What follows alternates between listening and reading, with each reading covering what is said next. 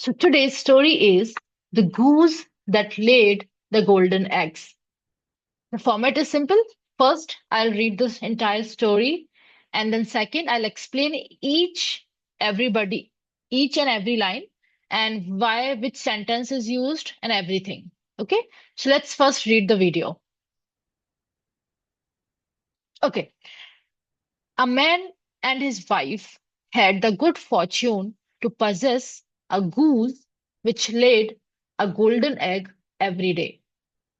Lucky though they were, they soon began to think they were not getting rich fast enough, and imagining the bird must be made of gold inside, they decided to kill it in order to secure the whole store of precious metal at once.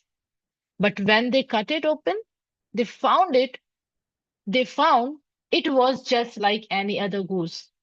Thus, they neither got rich all at once, as they had hoped, nor enjoyed any longer the daily addition to their wealth. Much wants more and loses all. Let's see the meaning now. The goose यहाँ पे मुर्गी है. That laid, इसको हम lead पढ़ेंगे, lead नहीं. इसको lead पढ़ेंगे, लैड नहीं. जो कि देती थी गोल्डन एग्स मतलब कि एक मुर्गी जो गोल्डन एग देती है. अ man and his wife had, यहाँ पे भी देखो हमने देखा स्टोरी मोस्टली पास्ट टेंस में बनते हैं. ठीक है. हैड यहाँ पे क्या होता है, जब भी हमारे पास कोई चीज होती है उसके लिए हम हैड यूज करते हैं. ठीक है. हैज यूज करते हैं बट यहाँ पे पास्ट है इसीलिए हैड. तो a man and his wife had the good fortune to possess यानी कि सेम. जब भी हमारे पास कोई वेल्थ होती है या फिर कोई चीज ऐसा रहता है जो यूनिक रहती है हम उसको पजेस बोलते हैं. possess a goose, उनके पास एक goose थी, which led, which laid a golden egg every day. उनके पास एक goose थी जो कि डेली एक सोने का अंडा देती थी.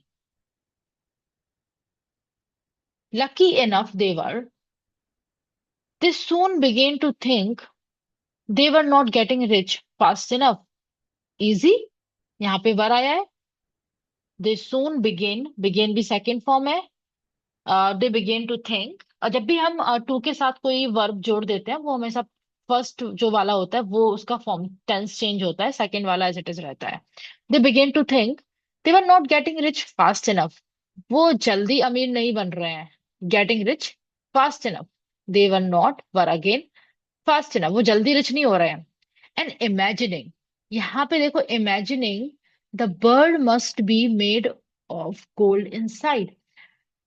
बर्ड मस्ट क्या होता है कि वो उसको सोच रहे हैं कि शायद ये जो बर्ड है वो गोल्ड की बनी है.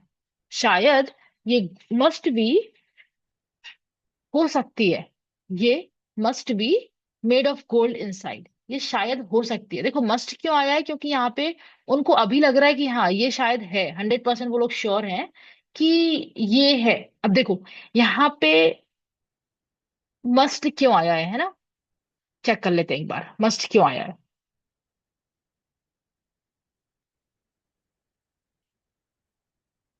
I am opening the chat GPT and let me see must be means.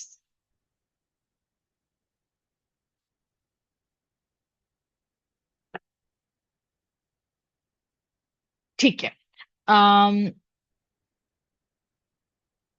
ठीक है, तो मस्ट इसीलिए आया कि जब वो लोग बिल्कुल श्योर होते हैं ना कि हाँ कोई चीज आप 100% श्योर हो तो हम मस्ट लगा देते हैं. ठीक है, तो यहाँ पे इसलिए मस्ट भी आया है. तो the bird must be made of gold inside, अब वो लोग यही सोच रहे हैं कि ये जरूर ये जो मुर्गी है वो गोल्ड की बनी है.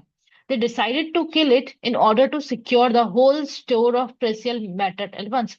अब वो क्या सोच रहे हैं कि जो ये मुर्गी है ना इसके अंदर बहुत सारे एक मेटल होगी और इस मेटल से वो एक एक अंडा देती है. वो हस्बैंड एंड वाइफ ये सोच रहे हैं, उनके दिमाग में ये चल रहा है. ठीक है. तो उनने सोचा कि चलो इसको मार देते हैं और ये पूरा निकाल लेते हैं, पूरा का पूरा मेटल एक बार में निकाल लेते हैं और एक बार में अमीर बन जाते हैं. तो दे डिसाइडेड, उन्होंने डिसाइड किया टू किल इट। अब इट आया क्योंकि ये गूज के लिए इट आया है, ठीक है। यहाँ पे हिज और हर नहीं आया है, जैसे कि अपने पहले स्टोरी में देखा था। फॉक्स के लिए क्या आया था? फॉक्स के लिए ही आया था, है ना। यहाँ पे क्या आया? गूज के लिए इट आया है। In order to secure the whole store of precious metal at once. To secure, secure मतलब कि ले लें, the whole store of precious metal. उनको लग रहा था कि कहीं तो बहुत सारा स्टोर है मेटल का, तो वो एक बार में ही इसको ले लें। But when they cut it open, cut का सेकेंड फॉर्म भी कट ही होता है, इसीलिए यहाँ पे कट आया। They cut it open, they found it was just like any other goose. It was just like any other goose, कि ये तो बाकी मुर्गियों के जैसे ही है। दस, इसीलिए, दे नीदर गॉट रिच, अभी गॉट सेकेंड फॉर्म है। दे नीदर, जब भी नीदर, यहाँ पे नॉर, नीदर और नॉर, ठीक है, ये दो चीज बनती है जब भी हमें दो चीजों को बताना होता है कंपेयर करके। They neither got rich all at once, एक तो वो एक बार में अमीर नहीं बने, एज दे हैड होप, जो कि उन्होंने सोचा था, nor enjoyed any longer the daily addition to their wealth. Nor enjoyed any longer ना वो daily addition to their wealth, कि जो उनकी डेली एडिशन है, जो उनको एक एक मुर्गी का अंडा मिल रहा था सोने का, ना कि अब वो, पहले तो वो लोग अपने वेल्थ में ऐड कर रहे थे वो एक अंडा, बट अब उन्होंने उन मुर्गी को मार दिया, तो ना तो वो एक बार में रिच अमीर बन सकते हैं जो कि उन्होंने सोचा था, और ना ही वो एंजॉय कर सकते हैं जो उनके पास डेली एक अंडा आ रहा था उनकी वेल्थ में। ठीक है। अब इस स्टोरी में ऐसे कोई डिफिकल्ट वर्ड नहीं है एक्सेप्ट पजेस, और तो बाकी बहुत इजी स्टोरी है। मस्ट बी का ध्यान रखो, मस्ट बी हम तब यूज करते हैं जब 100% हम श्योर होते हैं कि हाँ इस चीज पक्का ऐसा रहेगा। ये हम श्योर होते हैं, जरूरी नहीं है कि वो चीज हो, हम हमारा श्योरिटी यहाँ पे होता है। तो ये वो है। इसका मोरल क्या था? Much wants more and loses all. कि हिंदी में बोलते हैं ना कि अति सब चीज का बेकार होता है, हमको अति नहीं करनी चाहिए किसी चीज की, तो वही बोल रहा है कि much wants more and loses all. अगर much wants more and lose all, अगर बहुत ज्यादा चाहोगे तो हो सकता है सब कुछ खो दोगे। ठीक है, आज के लिए यही है।